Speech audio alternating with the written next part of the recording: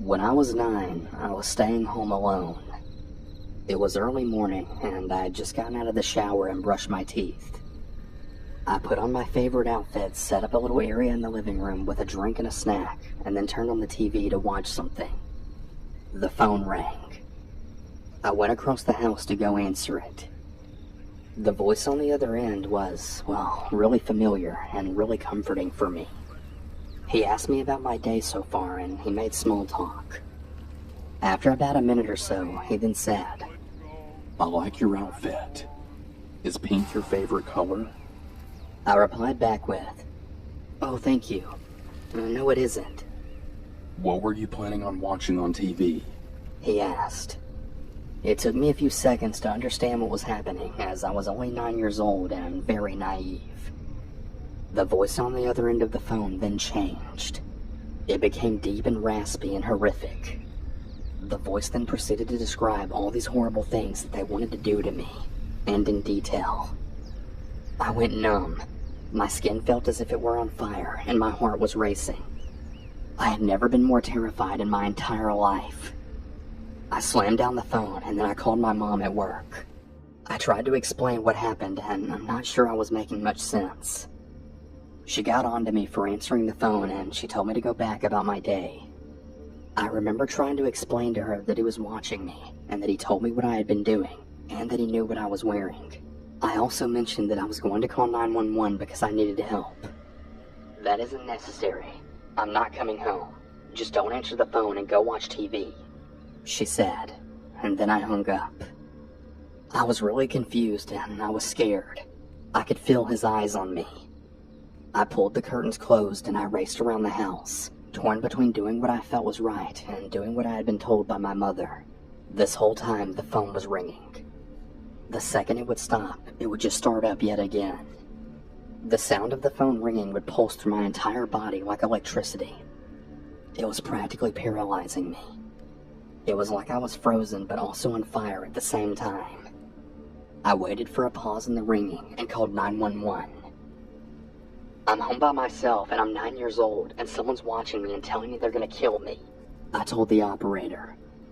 She tried to keep me calm and she said that she would send help for me. I remember standing there listening to this kind voice just trying to help me, but I could feel every scary movie scenario just playing out behind me. Was he creeping up behind me with a knife? Was he going to shoot me through a window? Was he going to throw a rock through the glass and open the door? I just didn't know.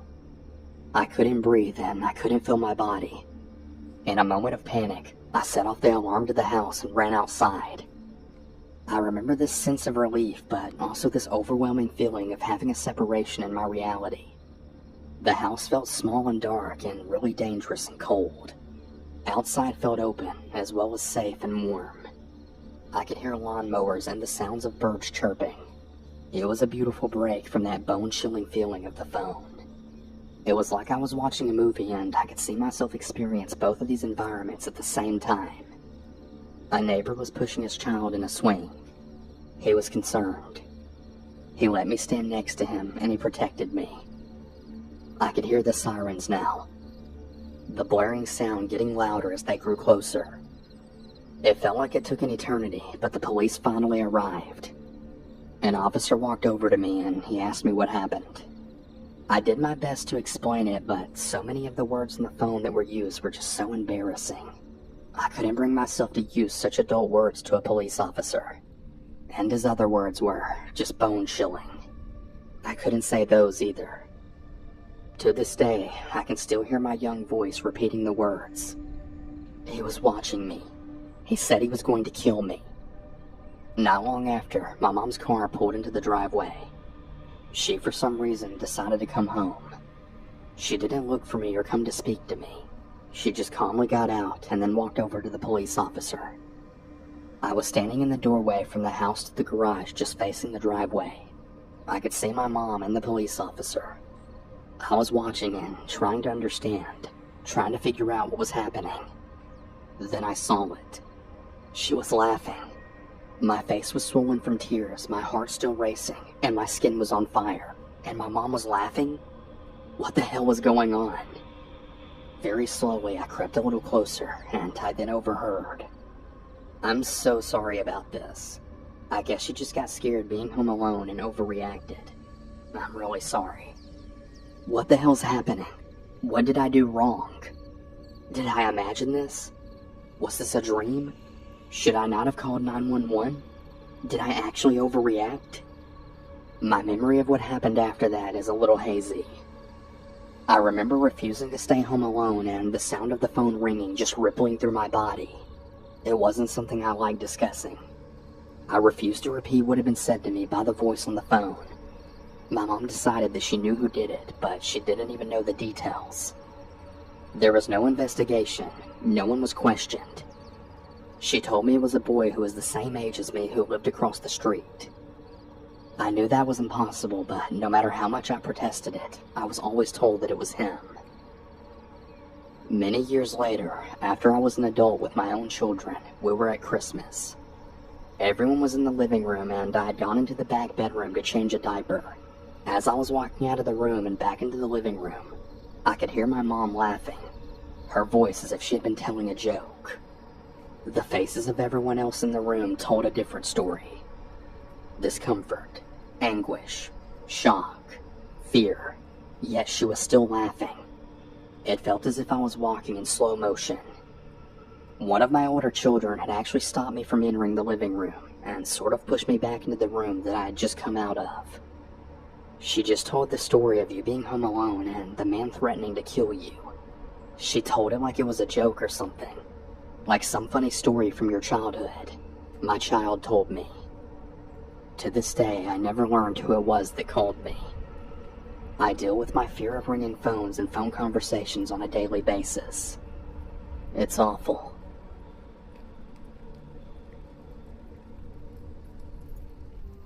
So I'm 16 years old now and living in a duplex with my family, which consists of 3 younger brothers all under 5, my 18-year-old sister, and my mother and father. About 3 years ago, when we lived in our old apartment, I was home alone for the entire day. This was pretty normal as my father worked in the summer. My mom would take the kids out to do things like swimming and other things like that. I usually just slept in and I had a small list of chores that I had to do during the day before everyone came home. One of those happened to be laundry. The way that the apartment is set up is on each level there's about 20 places where people live, and only one laundry room shared amongst us. I lived a few doors down from it, and I had to pass the door to the stairs in order to get to it, which that door had a little window. I was going to throw the clothes from the washer into the dryer when I then heard a clicking noise. I wasn't really sure what it was, but for a second I decided to listen before it then stopped. I was always really freaked out from that apartment, and this definitely wasn't helping.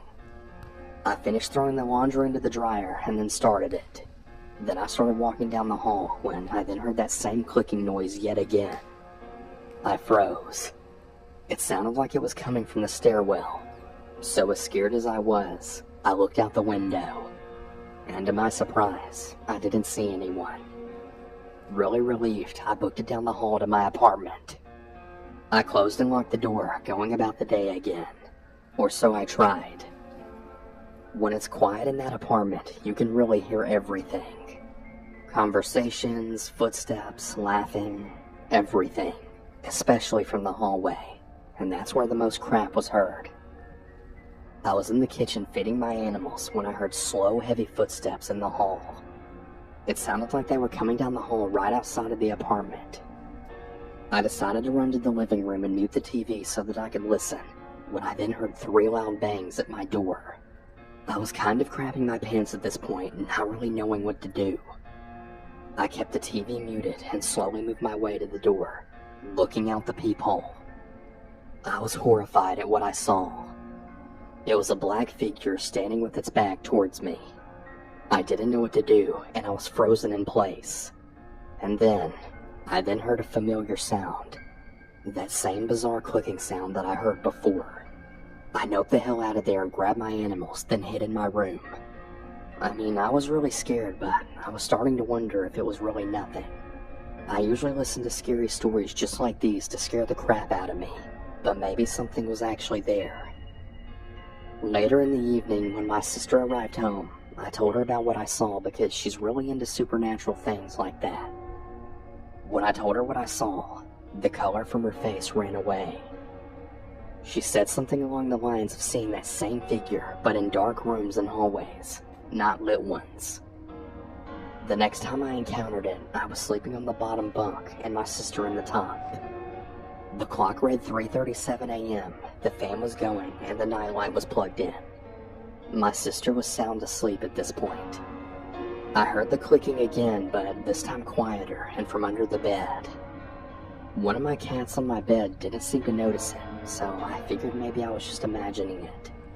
That was until I then noticed a long black, bony cold arm, then reach out and start making its way right up to my bed.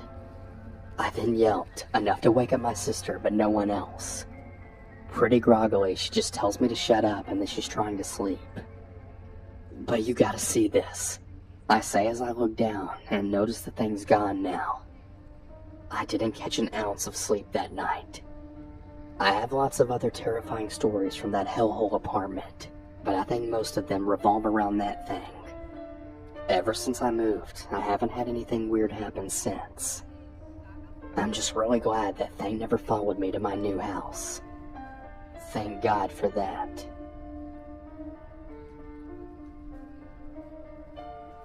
One night I was watching The Conjuring at home with my little sister when we heard someone putting a key in our front door, as well as opening it.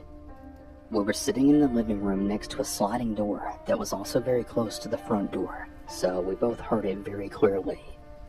Now, this didn't really alarm us since we knew that our dad had recently gone out to get some things, so we kinda just assumed that maybe he had returned. "Dad, you're back already?" I casually asked. There was no response.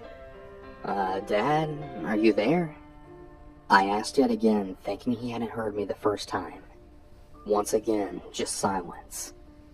Right at this point, I'm starting to get the feeling that something isn't quite right, and I could tell by the look on my sister's face that she was just as nervous as I was.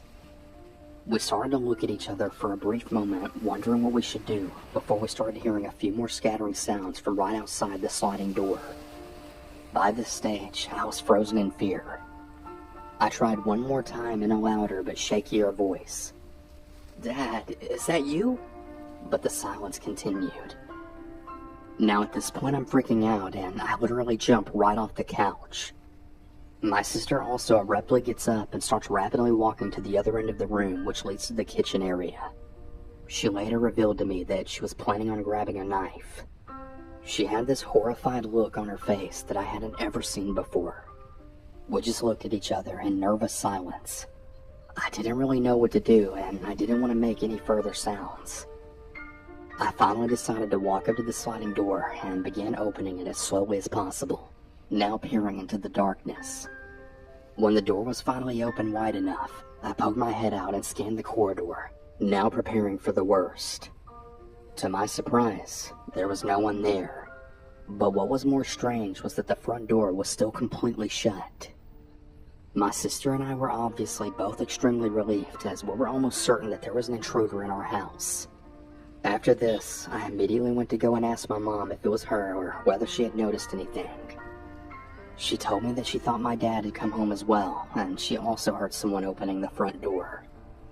Around a half an hour later, which felt like an eternity at the time, as we were still quite shaken from the incident, my dad finally arrived home and he confirmed to us that he hadn't returned home earlier. To this day, my sister and I still have no idea what happened that night, and I guess we never will. Back in May of 2013, I had moved out of my parents' house and into an apartment community. As I was moving in the very first day, I had heard some loud thumping from the apartment above me. I had hoped it was just a fluke and that the people above me just happened to be doing something loud at the time. But over the next few months, it just got worse. They would very frequently make really loud thumping noises and slam things down, sometimes even causing the room to vibrate a little. I really have no idea what they could have possibly been doing that would be so noisy. I would often hear them screaming and arguing with each other at all times during the day and night. It also wasn't uncommon for them to have a shouting match at 1 a.m. I reported them to the apartment manager, but she didn't seem to take my complaint very seriously, and then brushed me off, saying she'd look into it. I was already locked into my lease for at least a year, so she didn't have much incentive to do anything as long as nothing serious happened. She only cared about collecting rent, rather than providing a good community for the residents. I was completely ready to take matters into my own hands, and then confront them about their late-night fights. But then the situation took a really dark turn. Things went from annoying to creepy when one night the couple had started threatening each other. I heard the guy shout out, "You walk out that door and you'll never come back." And then the girl shouted back, "Get out of my way." That's when I then heard a loud thud and what sounded like glass breaking. Then I heard hurried footsteps walk out the building and the door to the outside open and slam shut. It was eerily quiet after that. Even though it was well past midnight, my curiosity really got the better of me, and I walked out my door and into the hallway. I climbed up the stairs to the apartment above me, and I saw the door still open. The guy noticed me looking in, and then walked up to me. "Who the hell are you? What do you want?" he asked harshly. I heard some noise and yelling. "Everything all right?" I replied. "Yeah, everything's fine. Mind your own damn business." He then just slammed the door right in my face. I kinda just stood there for a few seconds, wondering if I should call the police or not. I decided not to because there really wasn't anything I could tell them, and I was kind of afraid of how this guy might react to his downstairs neighbor calling the police on him. I walked back down the stairs and into my apartment. Things were rather quiet from above over the next few days. I'd hoped that his girlfriend had left her obviously unstable boyfriend for good, and that would be the end of it. Unfortunately, I just wasn't that lucky. A couple of nights later when I was sleeping, I had heard a noise coming from the outside hallway that woke me up. I heard some loud footsteps coming up the stairs.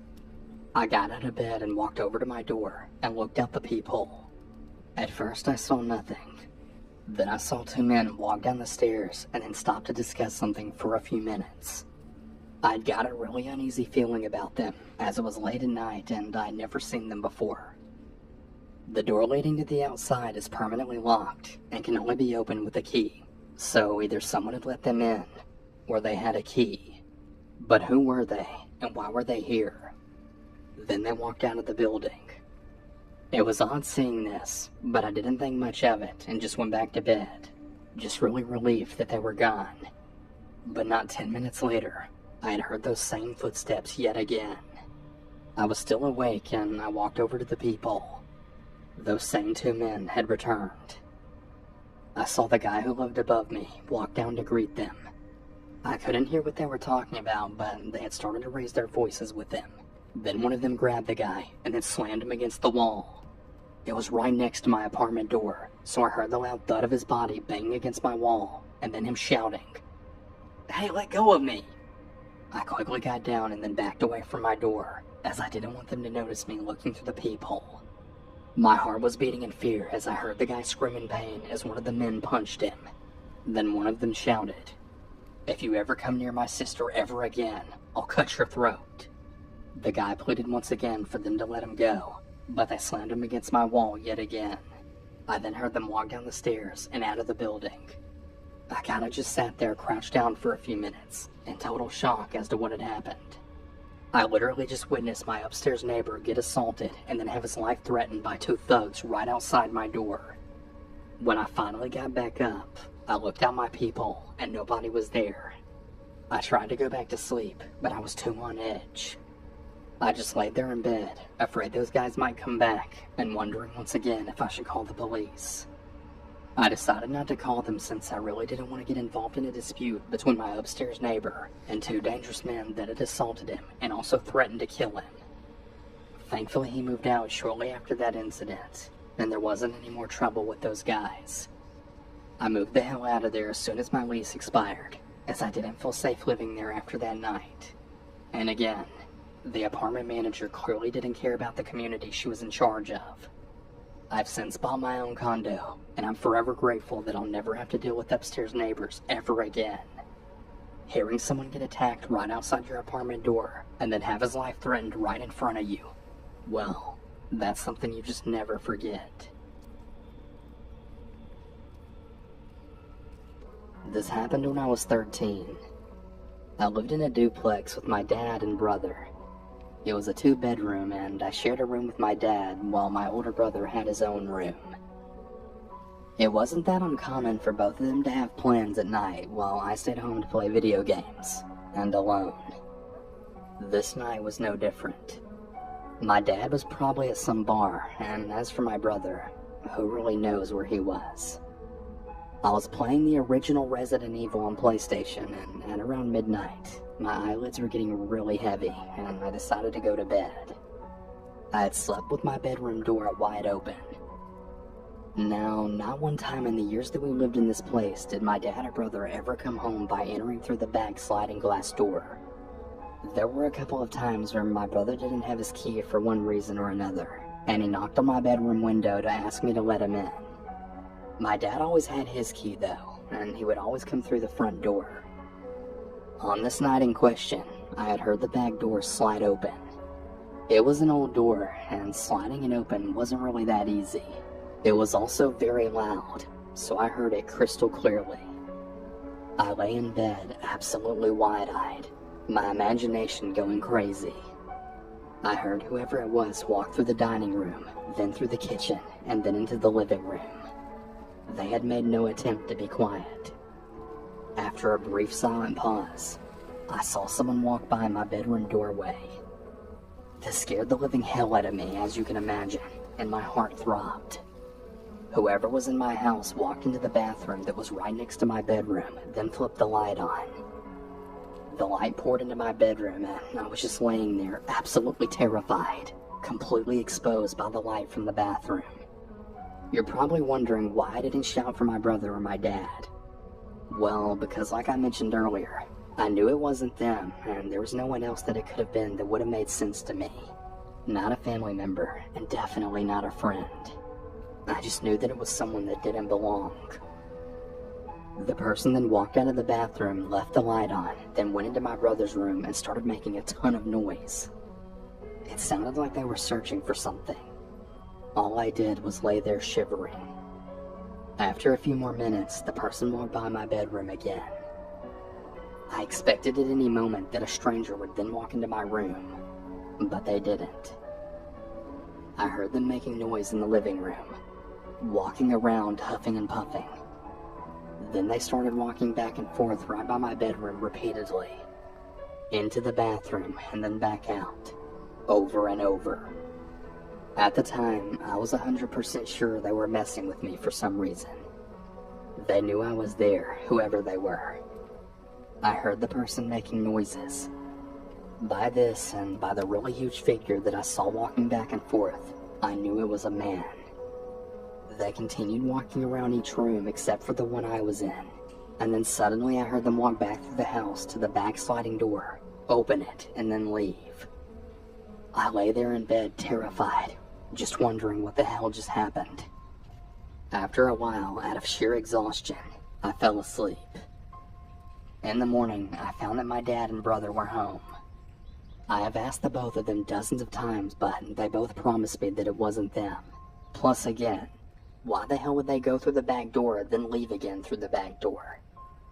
This was about 21 years ago. I'll never know who it was or why they were there. Nothing was missing either. What really makes me wonder to this day is why the hell they never came into my bedroom. I mean, the door was wide open and they walked by it at least 20 times. It just doesn't make sense.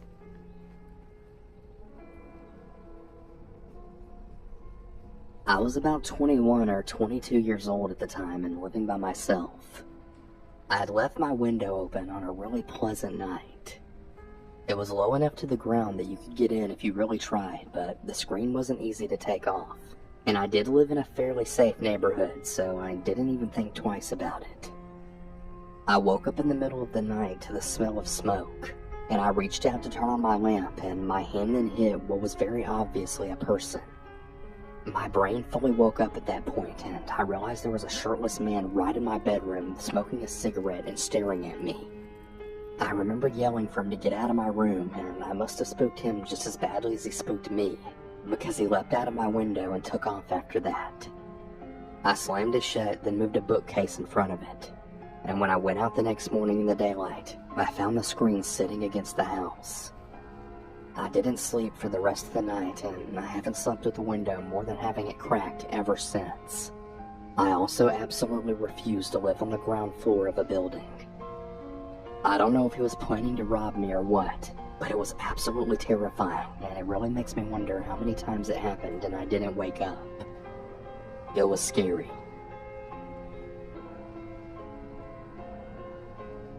This happened a few years ago. My parents were both working out of the city. My siblings weren't home because they had to go to school that day, so I was left home alone. I was playing some games on the main PC in the house that's right in the living room. My parents never allowed me to have electronic devices in my room. They trusted me to stay home alone with all the rules of not picking up the phone or opening the door when someone knocks or when someone rings the doorbell. While I was playing games, I had heard the sound of my front door then opening. I was confused because my parents weren't to be home anytime soon. I checked the door and it was wide open, but there wasn't anyone there. I yelled for my mom and dad, but no answer. I texted the both of them, but they said they were still at work. I got a bit creeped out, but I thought they forgot to lock the door and maybe the wind opened it or something. I just decided to go back to the computer that I was playing games on, that is, until I heard a noise coming from my room. I got really frightened, but my stupid young self just decided to check it out to see what the noise was. I checked the bathroom first, but I then heard a zipper opening and closing. I didn't have a closet at the time since mine had recently had to go because there was mold behind it. I looked into my room, but everything seemed fine. I got a little closer to my temporary closet and opened it a bit. Once I opened the closet, my heart started pounding.